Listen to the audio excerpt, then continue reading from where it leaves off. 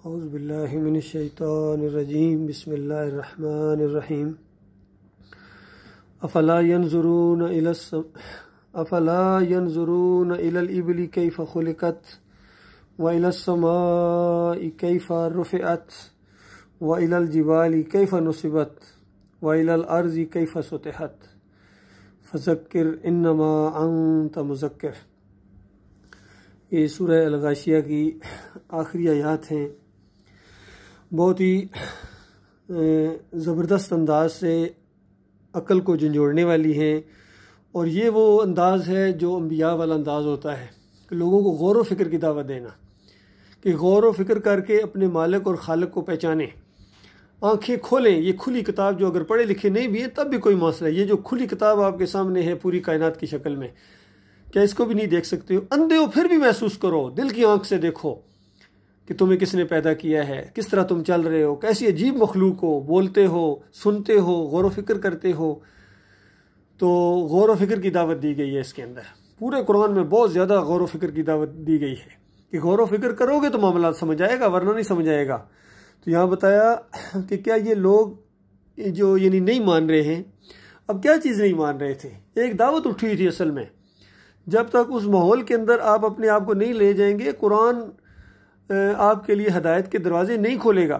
یہ کس طرح کی کتاب ہے؟ یہ انقلابی کتاب ہے، اس نے انقلاب برپا کیا تھا، ایک انقلابی آواز اٹھی، اس کے اوپر پھر یہ قرآن نازل ہوا، سمجھ لیجئے، اس کی رہنمائی کے لیے۔ اٹھو تو، اٹھنے والوں کی رہنمائی کی جاتی ہے، بیٹھے رہنے اور لیٹے والوں کو زبردستی نہیں کھینچا جاتا ہے۔ یہ اصول ہے اس کائنات کا۔ کہتے ہیں اللہ تعالیٰ پرندوں کو روزی دیتا ہے لیکن گھونسلوں کے اندر آ کے نہیں دیتا ہے، ایک وقت تک گھونسلے میں دیتا ہے جب آپ بچے ہیں، اس کے بعد وہ جو پرندوں کے وہ والدین ہوتے ہیں وہ بھی کہتے ہیں باہر آؤ، اور پوری طرح ان کو سکھاتے ہیں کہ کس طرح اللہ تعالیٰ نے تمہارے لیے روزی کا کہاں کہاں انتظام کیا ہوا ہے۔ پھر وہ خود وہاں جاتے ہیں اور اس طریقے سے صبح خالی پیٹ جاتے ہیں اور شام کو بھرے ہوئے پوٹے آتے ہیں، اس طرح اللہ کے اوپر توکل کرتے ہیں۔ تو غور و فکر کرنے والوں کے لیے اس میں بہت بڑا سبق ہے۔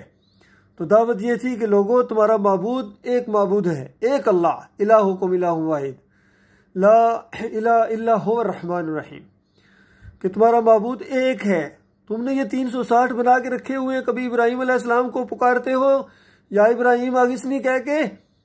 کبھی یا اسماعیل اغثنی پکارتے ہو یا اسماعیل اغثنی کہتے ہو کہ ابراہیم بابا، اسماعیل بابا ہماری مدد کرو، کبھی لات اور منات اور حبل کو پکارتے ہو۔ بالکل اسی طرح پکاریں لگ رہی تھیں جس طرح آج ہماری قوم کے اندر لگ رہی ہیں، یا علی مدد، یا رسول اللہ مدد، یا غوث مدد، یا عیسیٰ مدد، یہ بھی پکاریں لگاتے ہیں۔ ہر مذہب اپنے کسی نہ کسی کو پکار رہا ہے۔ یہ پکاریں، یہ اللہ کے ساتھ گویا ایک غداری کا اعلان ہے کہ وہ اللہ تعالیٰ کو اپنا معبود نہیں مانتے ہیں یا اکیلا معبود نہیں مانتے ہیں۔ مطالبہ یہ ہے کہ صرف یہ نہیں کہ تم اللہ کو مانو، بلکہ مانو، اکیلا مانو۔ مانتے تو بے شمار ہیں، وَمَا يُؤْمِنُ أَكْثَرُهُم بِاللَّهِ إِلَّا وَهُمْ مُشْرِكُونَ۔ مالک شکوہ کرتا ہے کہ بے شمار انسان ہیں، میرے بندے ہیں، مجھے مانتے ہیں، لیکن کس طرح؟ ساتھ ساتھ شریک بھی ٹھہراتے ہیں، اوروں کو بھی پکارتے ہیں، اوروں کی نظر و نیاز، میرے بندوں کے بندے بن گئے، ان کی پکاریں، ان کے واسطے، ان کے وسیلے، ان کے رکوع، ان کو سجدے کرتے ہیں، اور وہ سمجھتے ہیں کہ اللہ اس سے خوش ہو رہا ہے۔ یہ بڑی عجیب بات، حالانکہ اللہ اس شرک کو گالی کہتا ہے۔ اللہ کے بندو، اپنے اوپر تجربہ کر لو، اگر کوئی تمہیں گالی دے، آگے تمہیں خوشی نصیب ہوگی؟ کیا ماتھے پر بل بھی نہیں پڑے گا؟ تو اللہ کو گالی دو جو کائنات کا مالک ہے، پوری عزتوں کا خالق ہے، سب سے زیادہ عزت والا، سب سے زیادہ جو ہے وہ طاقت والا، قدرت والا، علم والا، حکمت والا، وہ یہ جو برداشت کر رہا ہے نا، ایک بعد وہ انتقام لے گا، ایک وقت کے بعد وہ انتقام لے گا اس کا، جب فیصلے کا وقت آئے گا۔ تو یہ دعوت اٹھی تھی کہ اللہ کے بندو، یہ جو تم دنیا میں جس طریقے سے زندگی بسر کر رہے ہو، یہ شترے بے مہار نہیں ہو، ایک وقت آنے والا ہے کہ تمہیں اس دنیا سے جانا ہے، اور جانے کے بعد فیصلہ اسی ایمان کے اوپر ہوگا، ایمان خالص کے اوپر، کون اللہ کا بندہ تھا اور کون اللہ کے بندوں کا بندہ تھا، بندوں کا بندہ۔ تو جو بندوں کے بندے بن کے جائیں گے، اللہ کے علاوہ دوسروں کی بندگی کرتے ہوئے جائیں گے، اور بڑی عظیم اکثریت جائے گی، اور جہنم کی طرف جب جا رہے ہوں گے، سورہ یاسین کے اندر آتا ہے، مالک فرماتا ہے اس وقت ان کو کہا جائے گا آدم کے بچوں،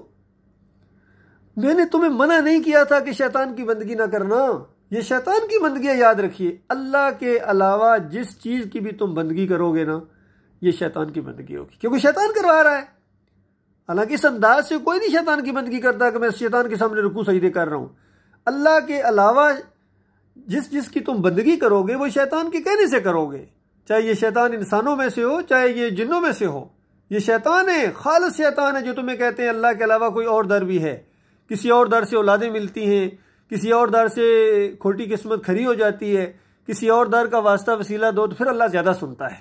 کسی اور در پر جا کے رکوع اور سجدے کرو۔ یہ جو تعلیم دی جا رہی ہے اور بڑے بڑے علماء دے رہے ہیں، بڑے بڑے علماء، ہمیشہ علماء نے مارا ہے۔ یہ جو عیسائیوں کو عقیدہ دیا کہ عیسیٰ علیہ السلام اللہ کا بیٹا ہے، یہ کس نے دیا ہے؟ ان کے بڑے پادری نے، سینٹ پال نے۔ یہ جب عقیدہ دیا تو اس کے بعد ساری انہوں نے مان لیا اس کو، اور آج ان کی رگوں کا خون بن گیا۔ اسی طرح ہمارے علماء نے یہ عقیدے دیے کہ نبی علیہ السلام اللہ کی ذات کے ٹکڑے ہیں، اس طریقے سے نور من نور اللہ، اللہ کو گلی شرک، پہلے اللہ کو نور بنایا، حالانکہ نور اللہ کی مخلوق ہے، اللہ نے نور کو پیدا کیا ہے، وہ خود نور نہیں ہے، خود کیا ہے؟ لیس کمثلہ شیء، اس کی کوئی مثال نہیں۔ اللہ کے بندو کہاں سے مثال لاؤ گے؟ اس پوری کائنات سے اگر سوچنے کی کوشش کرو گے تو وہ تمہارے اپنے دماغ کا بنایا ہوا اللہ ہوگا، کیونکہ پوری کائنات اللہ کی مخلوق، کہاں سے مثال لاؤ گے؟ اپنے مالک اور خالق کے اوپر ایمان لے آؤ کہ وہ اس نے ہمیں پیدا کیا ہے، وہ ہمارا مالک ہے، خالق ہے، آقا ہے، داتا ہے، دستگیر ہے، مشکل کشا ہے، حاجت روا ہے۔ اس کے حکم سے ہماری سانسیں آ جا رہی ہیں، وہ حکم دے گا رگیں چپ ہو جائیں گی بس۔ تو یہ معاملہ اللہ کے بندو، اس انداز سے دعوت اٹھائی گئی تھی، اب اس کے اوپر دلائل دیے جا رہے ہیں کہ دیکھو غور نہیں کرتے ہو، ذرا بھی تمہیں عقل نہیں ہے کہ یہ ان اونٹوں کو دیکھو کیسے عجیب بنائے گئے، غور کرو اس کے اوپر، تمہاری ساری معیشت کا دار و مدار عرب کے مشرکوں اسی کے اوپر ہے، غور کرو کس طرح یہ سفر کرتا ہے، کس طرح سامان اٹھاتا ہے، کس طرح ریت کے اندر، ریگستانوں کے اندر رہنے کے لیے اس کے اندر خاص انداز سے اس کی وہ جو ہے وہ بنایا گیا ہے، کس طرح پانی اپنے اندر سٹور کرتا ہے، کس طرح اس کی آنکھوں کو دیکھو، کانوں کو دیکھو، اس کی لمبی گردن کو دیکھو، لمبی ٹانگوں کو دیکھو، اس کے دوڑنے کو دیکھو، غور کرو یہ کس نے بنایا ہے، اور غور کرو اگر یہ نہ ہوتا تو تمہاری زندگی پھر کیسے ہوتی، یہ بھی غور کر لو۔ اس کے بعد کہا گیا کہ آسمان کی طرف دیکھو، کبھی ستاروں کو دیکھو، رات کو اندھیری رات میں ستاروں کو دیکھو، چاند کو دیکھو، سورج کے نظام کو دیکھو، بتاؤ یہ تمہارے بابا نے بنایا ہے، تمہارے پیر نے، تمہارے حضرت نے، یا تمہارے کسی بادشاہ نے، کسی سردار نے بنایا ہے، یا کائنات کے مالک نے بنایا ہے؟ پھر کہا گیا یہ پہاڑوں کو دیکھو، غور کرو، پہاڑوں کا ایک سمندر ہے زمین کے اوپر، اس کے اوپر غور کرو، عجیب عجیب پہاڑ ہیں، پہاڑی راستے ہیں اس کے اندر، اور ایک پہاڑ کو جب دوسری طرف دیکھو تو ایک اور وادی سامنے نظر آتی ہے، اس سے زیادہ خوبصورت ہوتی ہے، اس سے تھوڑا سا آگے جا کے پھر ذرا ٹرن کرو، گاڑی جب گھومتی ہے تو ایک اور نئی وادی آپ کو سامنے نظر آتی ہے، اور پہلے سے زیادہ خوبصورت ہوتی ہے۔ بتاؤ یہ کس نے بنائی ہے؟ اس کے بعد کہا گیا کہ دیکھو اگر پہاڑی علاقہ نہیں ہے تو اپنے علاقے میں زمین کو ہی دیکھ لو، اس کے اوپر غور کرو، زمین کے اوپر غور کرو، کیسی عجیب ہے، کیسے کیسے اس کے رنگ ہیں، کیسا کیسا اس کا انداز ہے، اس کے اوپر راستے ہیں، کس طرح اس کے اوپر چلتے ہو، بلڈنگیں بناتے ہو، بڑی بڑی مارکیٹیں بناتے ہو، اس کے اوپر روڈز بناتے ہو، ٹرینوں کی پٹڑیاں بناتے ہو، ایئرپورٹ کے اڈے بناتے ہو، بڑے بڑے جنگی ساز و سامان رکھتے ہو اس کے اوپر۔ بتاؤ کبھی غور کیا یہ کس نے بنائی ہے، کس کے لیے بنائی ہے؟ تو اس انداز سے غور و فکر کی گئی، اور پھر بتایا گیا نبی علیہ السلام سے کہ بس اس طرح سمجھاتے رہو اور بس نصیحت کرو، ان کو بتا دو، بس نصیحت کرتے جاؤ، اور تم ان کے اوپر کوئی حوالہ دار نہیں ہو، جبر کرنے والے نہیں ہو، زبردستی بنوانے والے نہیں ہو، ایک بھی نہ مانے تب بھی آپ اس کے ذمہ دار نہیں ہیں۔ اور اللہ تعالیٰ آپ سے یہ نہیں پوچھے گا جہنمیوں کے بارے میں کہ یہ اتنے زیادہ جہنم میں کیوں آ گئے، آپ نے تبلیغ کیوں نہیں صحیح طریقے سے کی، کیوں نہیں کسی ایک کو مومن بنایا؟ فرمایا نہیں، یہ نقطہ سمجھنے کی کوشش کرو، آپ کا کام صرف بتاتے جانا ہے، الہکم الہ واحد، لوگوں تمہارا الہ ایک ہے، تمہارا داتا ایک ہے، دستگیر ایک ہے، ان بتوں کی گندگی سے اپنے آپ کو بچاؤ۔ یہ بت یاد رکھیے، مسلمانوں کے بت آج پوری دنیا میں سب سے زیادہ ہیں، لیکن یہ بت کو بت مانتے نہیں ہیں، کہتے ہیں ہم تو مزار کے سامنے جھکے ہیں، ہم تو درگاہ کے سامنے گئے تھے، حضرت بابا کو سلام کرنے گئے تھے۔ تو اللہ کے بندو یہی بت پرستی ہے، اور کس کو بت پرستی کہتے ہیں؟ آج ایک مندر بننے کا معاملہ سامنے آیا، حالانکہ نہیں ہونا چاہیے، اسلامی مملکت کے اندر اگر اسلامی مملکت ہوتی تو اس کا سوال ہی پیدا نہیں ہوتا، اس کی سوچ بھی نہیں کوئی سکتا تھا، لیکن چونکہ اسلام کا صرف نام لیتے ہیں، نام نہاد، یہ مندر بنا کے دے رہے ہیں، پہلے گوردوارے بنا کے دیے ہیں، پھر مندر بنا کے دے رہے ہیں، پھر ان کے جو لیڈر جو پہلے حکومتوں میں تھے کہتے ہیں ہم اپنے دور میں تو کوئی مندر نہیں بنوایا تھا، ہم تو صرف مندروں کی مرمت کروایا کرتے تھے۔ اس طریقے سے یہ بیان دیتے ہیں ان کے مندروں کے مرمت کرنے والوں، مندروں کو بنانے والوں، تم اللہ کے بندے کیسے بن سکتے ہو؟ تو اس طریقے سے جو ہے ہر جگہ یہ بت پرستی، ان کے اپنے مندر دیکھیے۔ اب دوسرے ہیں مذہبی جماعتوں والے، سارے مل کے کہتے ہیں مندر نہیں بننے دیں گے۔ تو بتاؤ کبھی آپ نے جلوس نکالا ہے یہ مزار نہیں بننے دیں گے، یہ درگاہ نہیں بننے دیں گے، یہ عرس نہیں اس دفعہ ہم ہونے دیں گے، یہ شرک ہے، اس دفعہ گیروی نہیں ہونے دیں گے، اس دفعہ ہم محرم کے یہ جلوس نہیں نکالنے دیں گے، تعزیہ نہیں نکالنے دیں گے، ہم یا علی مدد نہیں کہنے دیں گے، ہم یا رسول مدد کے نعرے لگانے والوں کی زبان گدی سے کھینچ دیں گے۔ کبھی اس طرح کہا ہے آپ نے؟ کوئی جماعت ایسی نہیں کہتی ہے۔ کیوں؟ یہ سب آپس میں انہوں نے ایکا کر لیا ہے۔ یہ کہتے ہیں ہمارے بتوں کو کچھ نہ کہو، بس ہم کسی اور کا بت اپنے علاقے میں نہیں آنے دیں گے، کہیں اس کی دکان نہ چل پڑے۔ یہ اصل میں سارے دکاندار ہیں، یہ دیندار نہیں ہیں، ساری اپنی اپنی جماعتوں کے اندر سارے، بریلوی ہو، دیوبندی ہو، اہل حدیث ہو، سارے دین کے نام سے کھاتے ہیں، اذان دینے کے پیسے لیتے ہیں، امامت کرانے کے پیسے لیتے ہیں۔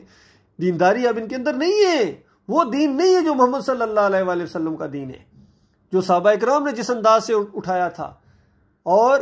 عزت تب ملی تھی، پوری دنیا کو پتہ چلا تھا ایمان خالص کیا چیز ہوتی ہے، تب مسلمانوں کی عزتیں محفوظ ہوئی تھیں۔ اور اس دین کا اندازہ ایک ہلکا سا جھلک دیکھیے کہ ایک عورت نے جب خط لکھا تھا بعد میں تو 17 سالہ نوجوان آیا تھا اور راجہ دائر کی اینٹ سے اینٹ بجا دی تھی۔ یہ اس مسلمان، اس ایمان کی، وہ حالانکہ بعد والی کیفیت ہے، تو پہلے والوں کا کیا حال ہوگا؟ ابو بکر صدیق کے دور کا کیا حال ہوگا؟ عمر بن خطاب کے دور کا کیا حال ہوگا؟ عثمان رضی اللہ عنہ کے دور کا کیا حال ہوگا؟ علی رضی اللہ تعالیٰ عنہ، امیر معاویہ رضی اللہ تعالیٰ عنہ، اس دور کا کیا حال ہوگا؟ بلکہ اس کے بعد حالانکہ جو قریبی دور عمر بن عبدالعزیز کے دور میں ایک دور دراز علاقے سے ایک خاتون، مسلمان خاتون نے خط لکھا تھا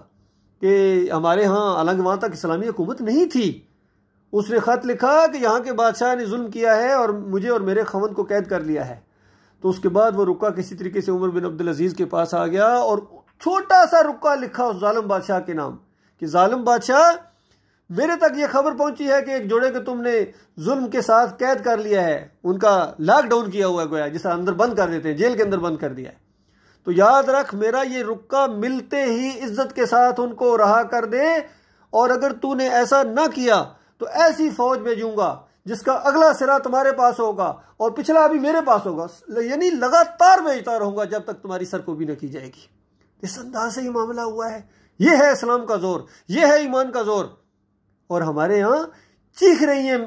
خواتین کشمیر کے اندر اور فلسطین کے اندر، اور خود اپنے ملک کے اندر یہ معاملات ہوتے ہیں، اور ہمارے 17 سالہ کیا 70 سالہ یہ جرنیل ہیں، یہ فوجیں ہیں، یہ پولیس ہیں، یہ بڑے بڑے دعوے کرنے والے مدینہ ریاست کی میڈل ان سے اٹھائے نہیں جا رہے ہیں، لیکن ان کے اندر وہ غیرت پیدا ہی نہیں ہوتی ہے جو ایمان کی غیرت ہے۔ تو اللہ کے بندو، کب تک یہ کھیل کھیلتے رہو گے اپنے ساتھ اور اپنی قوم کے ساتھ؟ کب تک دھوکہ دیتے رہو گے ان کو؟ لہٰذا اور سب سے بڑی بات، تم اپنے آپ کو دھوکہ دے رہے ہو۔ یہ نہ سمجھنا کہ اگر میں یہ نہیں کروں گا تو کیا ہوگا۔ آپ نہیں کریں گے تو مرنے کے ساتھ آگ کے اندر جانا پڑے گا، ہمیشہ ہمیشہ کے لیے فرشتے یہاں سے لے کے جائیں، چاہے کسی رینک کے اوپر ہو، صدر ہو، وزیر اعظم ہو، جنرل ہو، بڑے سیاستدان ہو، ڈاکٹر ہو، انجینئر ہو، جو بھی ہو، بڑے بڑے تم تبلیغیں کرنے والے ہو، بڑی بڑی موٹیویشن ٹاک لوگوں کو دینے والے ہو، لیکن خود تمہارے اندر تبدیلی نہیں آئی ہے، خود تمہارے اندر ایمان پیدا نہیں ہوا ہے، تو یہ معاملہ ہے، یہ ہونے والا ہے۔ اس لیے صاف کہہ دیا گیا کہ آپ ان کو سمجھاتے رہے، مانیں گے اپنا بھلا کریں گے، نہیں مانیں گے تو جس نے جانا کہ تھا میرے پاس آئیں گے، مالک فرماتا میرے پاس آئیں گے، میں ان کو نپٹوں گا۔ اس کے بعد اس انداز سے بتایا گیا کہ جو بھی شخص منہ موڑے، انکار کرے اس دعوت سے، تو اس کے بعد اس کو اللہ تعالیٰ بڑی بھاری سزا دے گا، معمولی نہیں، بڑی بھاری سزا دے گا اس کو، اور فرمایا ان کو پلٹنا میری طرف ہے، اور اس کے بعد حساب لینا میرے ذمے، میں ان سے پوچھوں گا بتا داتا کون ہے، کون دستگیر ہے، کون مشکل کشا تھا، کون حاجت روا تھا، کس کے سامنے رکوع اور سجدے کیے جانے تھے، کس کو پکارا جانا تھا، یہ ساری چیزیں ان کا حساب میں لوں گا ان سے۔ یہ وقت ہونے والا ہے میرے بھائیو، یہ بات ہونے والی ہے۔ اللہ تعالیٰ ایمان خالص کی سمجھ عطا فرمائے، اس کے اوپر جم جانے کی توفیق عطا فرمائے، اور کھلی بات لوگوں کے سامنے لائی جائے تاکہ ان کو پتہ چلے کہ بات بگڑی کہاں سے ہے۔ اللہ تعالیٰ اس کی توفیق عطا فرمائے، اللہ تعالیٰ جم جانے کی توفیق عطا فرمائے، مالک اس ایمان کو غلبہ عطا فرمائے، اور نامردی کا یہ دین کہ ہر طرف یہ عرس ہو رہے ہیں، میلے ہو رہے ہیں، دھمالے عورتیں جا کے وہاں ڈالتی ہیں اور ڈھول ڈھمکے کے ساتھ یہ آج کے نوجوان گبرو نوجوان وہاں دیکھتے ہیں اور ان کی ذرا سے ٹس سے مس نہیں ہوتے ہیں۔ اللہ تعالیٰ ان کو ایمان خالص سے نوازے اور پوری دنیا میں دین اسلام کا غلبہ ہو، اور انشاءاللہ یہ ہوگا، یقین کیجئے، اس لیے تو ہونا ہی ہونا ہے۔ لہذا یہ ہماری خوش قسمتی ہے کہ ہم اس قافلے کے ساتھ مل جائیں۔ اللہ تعالیٰ اس کی توفیق عطا فرمائے۔